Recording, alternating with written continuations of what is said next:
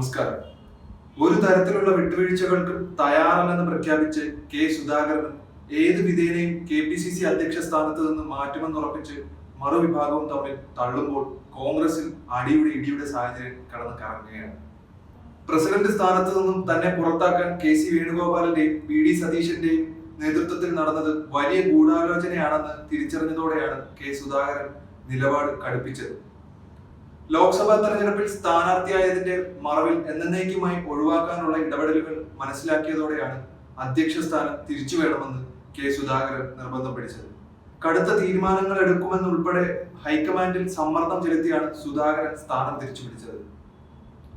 പ്രതിപക്ഷ നേതാവ് VD സതീശനും കെ സുധാകരനും തമ്മിൽ പുകഞ്ഞുകൊണ്ടിരുന്ന പ്രശ്നങ്ങൾ പുതുപ്പള്ളി ഉപതെരഞ്ഞെടുപ്പ് സമയത്താണ് പരസ്യമായി തുടങ്ങിയത്. ഇനി അത് പരസ്യമാക്കിയതാണോ എന്നതും സംശയിക്കേണ്ടിയിരിക്കുന്ന കാര്യമാണ്.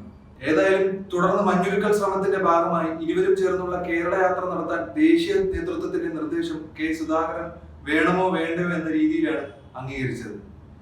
യാത്രകൾക്കിടയിലും സതീശനും സുധാകരനും തമ്മിൽ അസ്വാരസ്യങ്ങളും അഭിപ്രായ വ്യത്യാസങ്ങളും രൂക്ഷമായിരുന്നു എന്നുള്ളത് ജനങ്ങൾ കണ്ടിട്ടുള്ള കാര്യമാണ്.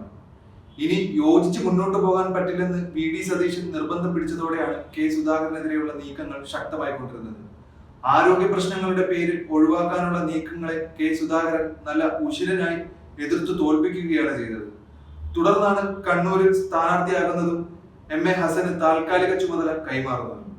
എന്നാൽ സ്ഥാനാർത്ഥിയായതിന്റെ പേരിൽ തന്നെ സ്ഥിരമായി മാറ്റി നിർത്താനുള്ള നീക്കങ്ങളാണ് നടക്കുന്നതെന്ന് മനസ്സിലാക്കിയാണ് കെ സുധാകരൻ നിലപാട് കൂടുതൽ കടുപ്പിച്ചത്.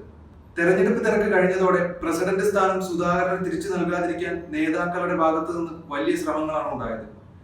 തെരഞ്ഞെടുപ്പിന് ശേഷം എന്നത് ഫലം വന്നതിന് ശേഷമാണെന്ന തലത്തിൽ വ്യാഖ്യാനവും ഉണ്ടായി. ഫലം വരട്ടെ എന്ന് ആദ്യം നിലപാടെടുത്ത ഹൈക്കമാൻഡ് കെ സുധാകരന്റെ സമ്മർദ്ദത്തോടെ മാറി ചിന്തിക്കുകയായിരുന്നു. സ്ഥാനം തിരിച്ചു കിട്ടിയില്ലെങ്കിലും ഇനി അങ്ങോട്ടുള്ള പ്രവർത്തനങ്ങൾ സുഗമമാകില്ലെന്ന് സുധാകരൻ നന്നായി ബോധ്യപ്പെട്ടു. ഇന്നലെ ചുമതല ഏറ്റെടുക്കാൻ ഇന്ദിരാഭവനിൽ എത്തിയപ്പോൾ ആക്ടിംഗ് പ്രസിഡന്റ് MM ഹസൻ പോലും സ്ഥലത്തില്ലായിരുന്നു എന്നാണ് കേൾക്കുന്നത്.